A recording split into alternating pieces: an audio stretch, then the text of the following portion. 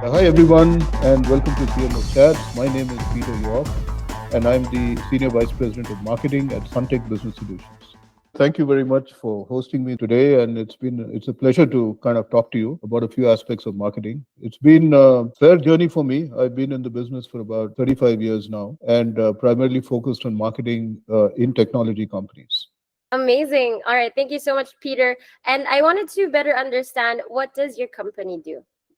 So SunTech is basically a leader in the enterprise billing and revenue management space. We primarily have global banks, we have telecom companies, we have travel organizations as our customers, and our platform, which is a cutting edge platform that's been evolutionary in its design, helps these businesses basically manage their pricing, their billing, and therefore leading to customer experience, which is better customer delight. Today, we have presence in about 45 countries globally. Growth is actually very good to hear, especially with industries that are very passionate about what they do. So, as a marketing leader, or specifically as the SVP and head of marketing in your company, what is your current main marketing focus? Sabrina, our main focus is essentially on strengthening our brand positioning as a leader in this billing, pricing, and proposition space. So, as you can imagine, with a few set of customers and prospects that we work with, we are well known because obviously we've done business with them in the past or we have introduced ourselves. But the challenge for marketing is basically to spread the word to a larger constituent base, obviously to get more leads and to get more inroads into their businesses. That's number one. And the second thing is we are always on a continuous path of innovation. And that obviously necessitates us to dynamically, kind of reposition our proposition to the market. And even as we emphasize digital transformation, innovative customer engagement strategies, we need to drive that growth and awareness to the market. And that's really the main focus that we are, looking at as we speak.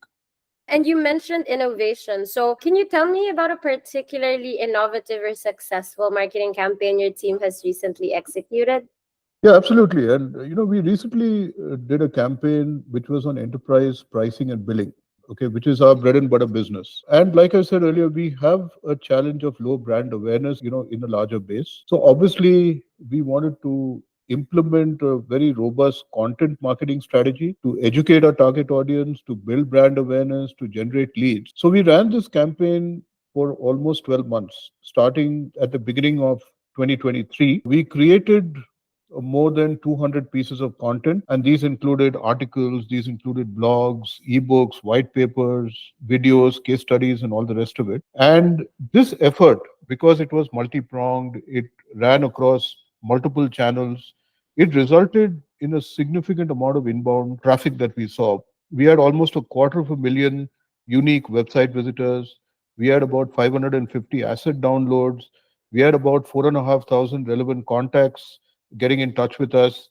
And ultimately, that came to about 154 market qualified leads that we were able to put into our system for the sales to take forward. So, what we learned from this is we were able to leverage insights from our subject matter experts. We were able to use digital channels, PR channels, and that actually kind of led to a good amount of traction in the market. What we also saw, and one of the things that we also launched recently was a LinkedIn newsletter. Once we have this base of people who are interested, we wanted to kind of, keep in touch with them. And in a short period of time, in the last 6 months, we've run about 10 editions of this newsletter, again, all based on thought leadership. We have about 7,500 subscribers, 20,000 impressions, 17,000 article views, and 180 engagements. So we're really seeing the success of this campaign and this program in terms of more awareness about what we do as far as the SunTech brand is concerned. Congratulations on this campaign. Very Thank you. impressive results for sure. And you spoke about brand awareness as a challenge, but I wanted to dive deep into that. Aside maybe from brand awareness, what is your current biggest marketing challenge? I think our biggest challenge is really staying ahead of the rapid technological changes and basically effectively differentiating our solutions in a highly competitive market. We're kind of on a treadmill, so we're continuously running to keep ahead and also to stay ahead because we are the number one solution provider in this space by far. And so, therefore, it always necessitates that we take the lead and stay ahead of that. The second thing that we also face, and this I'm sure is a challenge with a lot of mid-sized companies like we are, is getting customer endorsements. So, customers basically that we have include some of the largest institutions in the world. They are primarily banks in at least four countries: the UAE, UK, Singapore, South Africa. We have the top banks who are our customers. We have a telecom provider who's among the top three globally. And it's always difficult from these giant organizations to really get endorsements where they are willing to come out and publicly acknowledge the work that we're doing by brand. So we are able to get reference cases which we can use, on a one-on-one basis. But getting something in the public domain is always a challenge. For sure. Referrals are very helpful, especially when you want to Yep. spread more of your brand. Word of mouth is in particular something that has, been successful through and through. And you mentioned about staying ahead. So how does your company specifically stay ahead of its competitors in terms of marketing? So we stay ahead by focusing on thought leadership. That is something that we've been working at very, very consciously for the last 4 to 5 years. We leverage insights. We maintain a very strong focus on what our customer needs are. And thought leadership has held us in good stead, all throughout this period. Now, identifying thought leaders is a big challenge, as you can imagine. Not only that, the biggest thing that thought leaders face very often, and when you pick them from the delivery teams or the engineering teams or the product development teams, they tend to have this great fear about developing content that can be distinguishing. So we took a very simple approach. We said, look, we are not expecting you to come and write anything. What we expect you to do is have a 15 or 20-minute conversation with us. And that's how we actually kickstarted this whole movement 4 years back. We publish today about 100 articles, very easily across various channels. We have a group of thought leaders that started with a reluctant one or two people. Today, that has grown to almost 20. And we today are receiving requests from specific teams in the organization saying, can you train us to be thought leaders? Because ultimately, that is something that will hold us in good stead because they see themselves getting appreciated by their customers and the public in general because we put their articles on our website. We even go some of the good articles that qualify even get into the media at large, and it's boosted their confidence because of that. So that's basically one of the things that we do. We've also recently published a thought leadership book which features the dozen or so best articles that we published over the last 12 months. And this is, again, available for circulation. It's available on our website. We send it to our customers. So that's the way we stay ahead of the competition. It's just pure good thought leadership. Yes, and the content that you were able to generate definitely reached a lot of people, and because it is relevant, there are a lot of receivers and viewers of these material. In your opinion, Peter, what does the future of marketing look like? Sabrina, the future of marketing is going to be evolutionary. It's going to keep evolving over a period of time. If you ask me the same question 1 year down the line, I probably will give you a very different answer. But as I see it today, the future is going to be based on personalization. It's going to be based on the ability to get as much data as possible. So data analytics, it's also based on artificial intelligence, which is no surprise at all.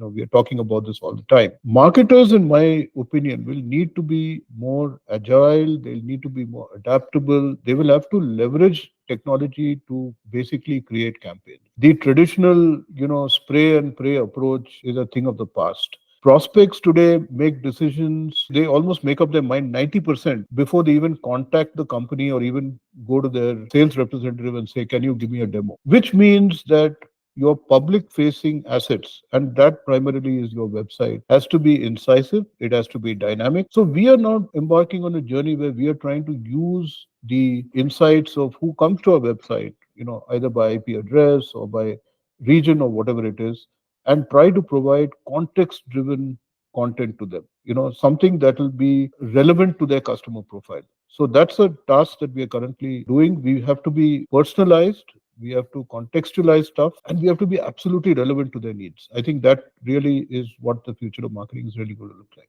Yeah, I love what you said about context driven content because having content is good, but making it relevant, making it very bespoke or personalized is also important so that it reaches the right market or people that you're sharing it to. And Peter, what is the role of the CMO in one word for you and why?